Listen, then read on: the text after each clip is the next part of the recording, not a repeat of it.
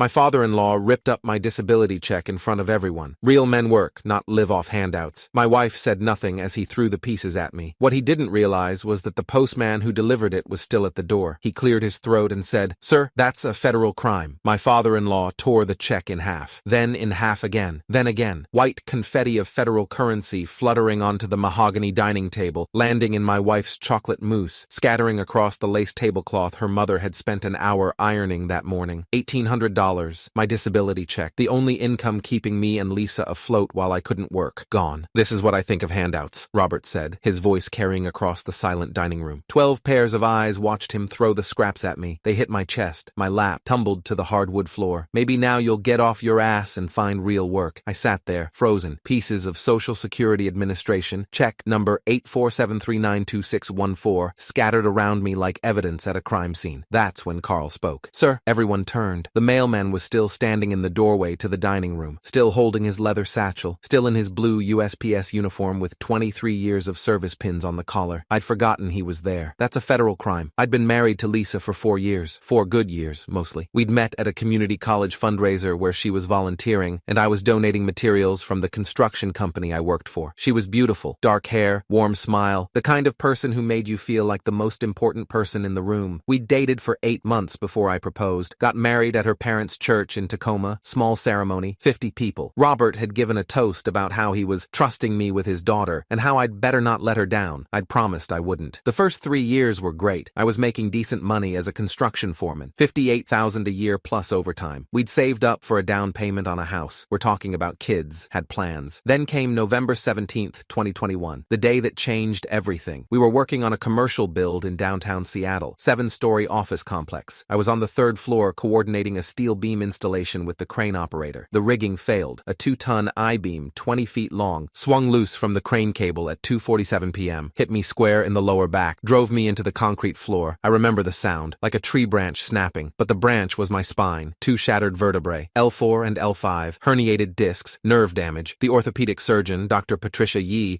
told me I was lucky to walk, that if the beam had hit 6 inches higher, I'd be paralyzed from the waist down. "But you'll never do physical labor again," she'd said. "Your back can't take it. 20 pounds is your max lifting capacity. Anything more risks permanent paralysis." I'd been out of work for 3 years. Workers' comp had covered the surgeries, the physical therapy, the medications. But after 18 months, they'd determined I'd reached maximum medical improvement. Translation: this was as good as I was going to get. So I'd applied for Social Security disability insurance. The process took 14 months. Forms, medical records, 3 separate examinations by Social Security doctors. A hearing before an administrative law judge, Honorable Michael Torres, who'd reviewed my case and determined that yes, a man with 2 shattered vertebrae and permanent nerve damage qualified as disabled. The approval letter had arrived in March. Retroactive payments covering the time I'd been unable to work. Then monthly checks of $1,843. Not enough to live on comfortably, but enough to keep the lights on and food on the table while I figured out what came next. Lisa had been supportive at first. "We'll get through this," she'd said after my injury. "You're going to heal. We'll be okay." But as months turned into years, I'd seen the doubt creep in. The way she looked at me when I couldn't help move furniture. The silence when her friends talked about their husbands' promotions. The tension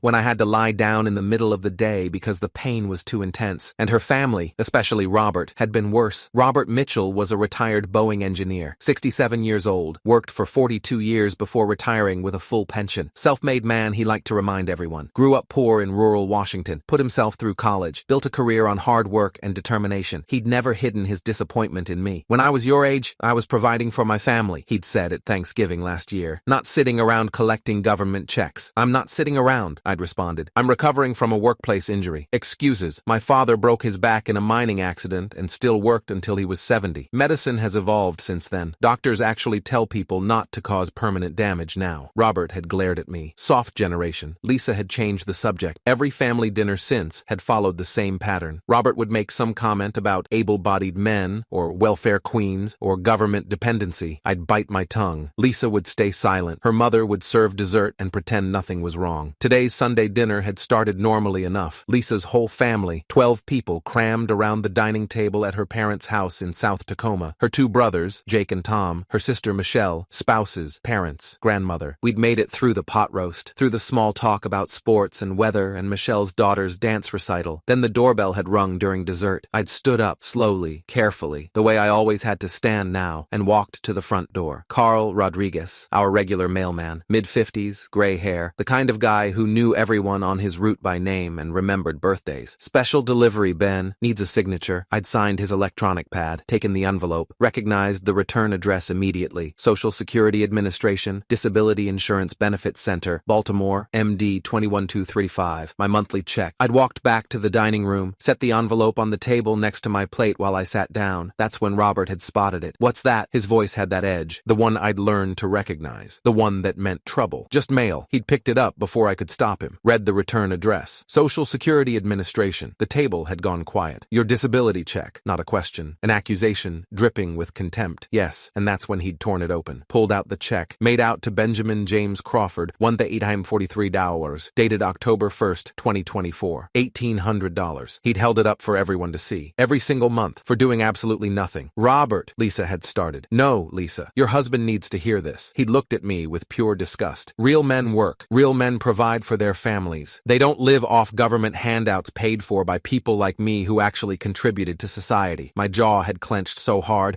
I thought my teeth would crack. I worked construction for 15 years, until a steel beam fell on my back and shattered 2 vertebrae. I didn't choose this. Excuses. Plenty of people have bad backs and still work. They push through the pain. They provide. I physically cannot lift more than 20 pounds without risking permanent paralysis. Because you're weak. He'd stood up, all 6'2" of him towering over the table. My generation didn't quit when things got tough. We pushed through. We worked through injuries. We did what needed to be done. I am taking care of my family with my tax dollars. His face had gone red, veins visible in his neck. With money stolen from people who actually earn it. That's not taking care of your family. That's theft. Then he'd ripped the check in half. The sound, that sharp tear of paper, had cut through the dining room like a gunshot. This is what I think of handouts. He'd ripped it again, and again, and again, pieces fluttering everywhere. Then he'd thrown the scraps at me. They'd hit my chest, fallen into my lap, scattered across the floor. Everyone had stared. Jake, Tom, Michelle, Lisa's mother Dorothy, grandmother Helen, the spouses, the kids. Nobody said anything. Nobody moved. I'd looked at Lisa, my wife, the woman who'd promised to stand by me in sickness and in health, waiting for her to defend me, to say something, anything. She'd looked down at her plate. Robert had sat back down, satisfied. Maybe now you'll get off your ass and find real work like a real man. That's when Carl had spoken. Sir, Robert had turned, annoyed at the interruption. What? That's a federal crime. Robert had laughed. Actually laughed. What are you talking about? Carl had stepped fully into the dining room. I'd forgotten he was still there. He'd been asking me about my back, about how I was doing, when Robert had grabbed the envelope. Destroying government mail, Carl said. His voice was calm, professional. Specifically a federal benefit check issued by the Social Security Administration. That's a felony under 18 U.S. Code Section 1702. Destruction of mail. The laughter had died on Robert's face. I'm a mailman, Carl continued. Not a police officer, but I'm a federal employee, and I just witnessed you commit a federal crime. I'm required by law to report it. The room had gone absolutely silent. You could have heard a pin drop. Robert's face had started turning red again. Get out of my house. I'm already leaving, Carl said calmly. But I'll be filing an incident report the moment I get back to the post office, and I'll be documenting everything I witnessed. He'd pulled out his phone, started taking notes. Time, 1:47 p.m. Location, 3847 North Pine Street, Tacoma. Witness subject, he'd looked at Robert. Name? You don't need my name. I do, for the report. Carl had waited. Robert's face had gone from red to purple. Robert Mitchell. Witnessed Robert Mitchell destroy U.S. Treasury check number 847392614,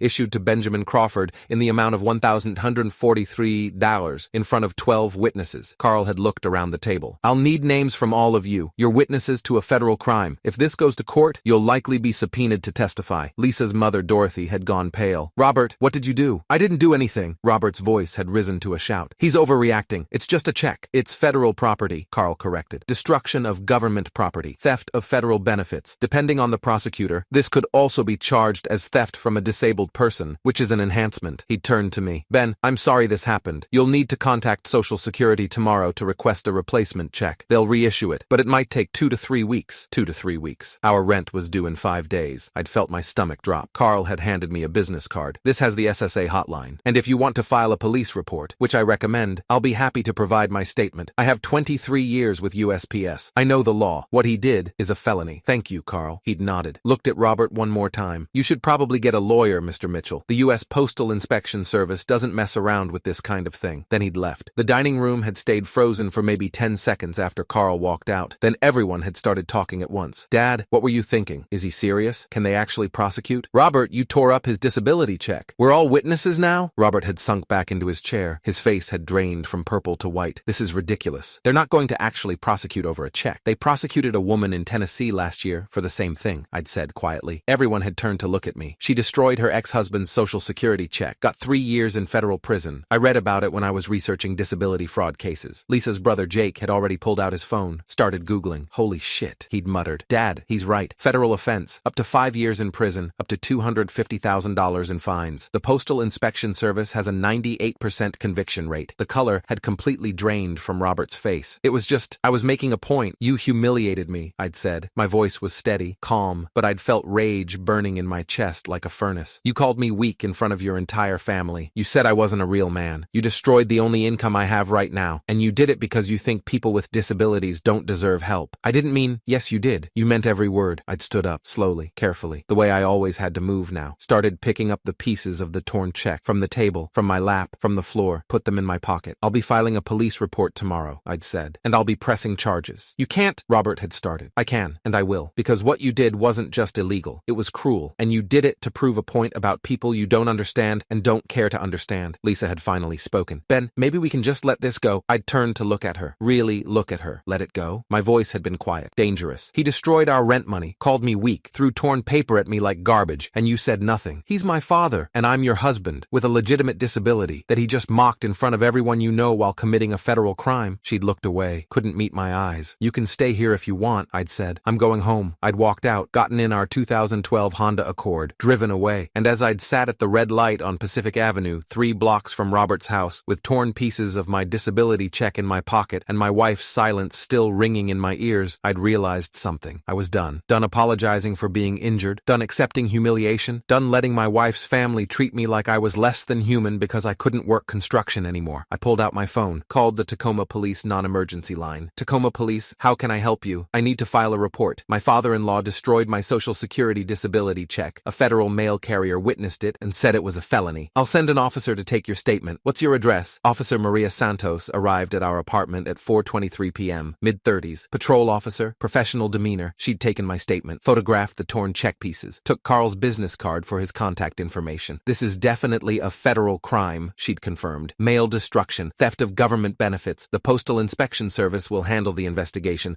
but I'll file this report and forward it to them. What happens next? They'll investigate, interview witnesses, interview the mail carrier. If they determine there's sufficient evidence, and from what you're telling me there is, they'll refer it to the U.S. Attorney's Office for prosecution. How long does that take? Federal cases move slowly. Could be months. But the Postal Inspection Service doesn't mess around. They have a very high conviction rate. After she left, I'd called Social Security, spent 43 minutes on hold, finally reached a representative named Denise, who'd listened to my story and put in a request for a replacement check. It'll take 2 to 3 weeks to process, she'd said. I need it sooner. My rent is due. I understand, Mr. Crawford, but that's the standard timeline. The system has to flag the original check as destroyed, void it, issue a new one, and mail it. There's no way to expedite it. What am I supposed to do about rent? You could try calling your landlord, explain the situation, see if they'll work with you. I'd hung up, called our landlord, Tom Peterson, explained what happened. Jesus, he'd said. Your father-in-law destroyed your disability check? Yes, that's messed up. Look, don't worry about rent. Pay me when the replacement check comes. I'm not going to evict someone over this. Thank you. No problem. And Ben, file charges. Don't let him get away with that. Lisa came home at 7:18 p.m. I was sitting on the couch, back brace on, heating pad pressed against my lower spine. She'd stood in the doorway. Ben, we need to talk. Okay, you can't actually press charges against my father. I'd stared at her. Yes, I can. And I already filed a police report. You what? I called the police, filed a report. Officer Santos took my statement and photos of the destroyed check. She's forwarding it to the Postal Inspection Service. Lisa's face had gone white. Ben, no, you need to drop this. Why? Because he's my father. Because this will destroy our family. He destroyed federal property, I'd said calmly. He committed a felony in front of 12 witnesses, including a federal mail carrier who's required by law to report it. He was just making a point by humiliating me, by destroying our income, by throwing torn paper at me like I was trash. He was frustrated, and you said nothing. I'd looked at her. You sat there, silent, while your father called me weak and not a real man, while he destroyed the only money we have. You didn't defend me. You didn't say a word. She'd looked away. I didn't know what to say. How about Dad, stop? How about that's wrong? How about literally anything that showed you were on your side? I am on your side. No, you're on his side. You always have been. Silence. Ben, please, just drop the charges. I'll talk to him. He'll apologize. We can move past this. I'm not dropping anything. He committed a crime. He needs to face consequences. You're being vindictive. I'm being appropriate. Your father broke the law, humiliated assaulted me, and you're asking me to pretend it didn't happen to protect him. He's my father, and I'm your husband." My voice had risen. "I have a disability, a legitimate, documented, court-approved disability, and your father treats me like I'm lazy, like I'm stealing, like I'm less than human, and you let him." Lisa had started crying. "This is going to tear our family apart. Your father did that, not me." She'd grabbed her purse. "I'm going back to my parents' house." "Of course you are." She'd left. I'd sat there on the couch, alone, and wondered when my wife had stopped being my partner and started being her father's daughter. The next morning, I got a call from a number I didn't recognize. "Mr. Crawford, this is Inspector James Mitchell with the U.S. Postal Inspection Service." My heart had started racing. "That was fast. We take mail crimes seriously. I've reviewed the police report filed by Officer Santos. I've also spoken with postal carrier Carl Rodriguez, who provided a detailed statement. I'd like to meet with you to get your statement on record, okay? Are you available this afternoon?" "I'm in Tacoma." "Yes." We'd met at a Starbucks on South Tacoma Way at 2 p.m. Inspector Mitchell was early 50s, gray suit, federal badge. He'd brought a laptop and a recording device. "I'm going to record this interview. Is that okay?" "Yes." He'd taken my statement, asked detailed questions, showed me photos Carl had taken, photos I hadn't known existed, the torn check pieces on the table, Robert's face, angry and red, the 12 witnesses watching. Carl documented everything, Inspector Mitchell had explained. Time-stamped photos, detailed notes, names of all witnesses. He's been a postal carrier for 23 years. He knows procedure. What happens now? "I'll complete my investigation, interview the witnesses. Once I have everything documented, I'll refer the case to the U.S. Attorney's Office with a recommendation for prosecution. How long will that take?" 2 to 3 months, typically. Federal cases move slowly. "But Mr. Crawford, I want you to understand something. What Robert Mitchell did is serious. It's not just about the money. It's about the integrity of the federal benefits system. If people can destroy disability checks without consequences, it undermines the entire program. I understand. Are you prepared for this to go to court? For your family to be involved?" I'd thought about Lisa, about her tears last night,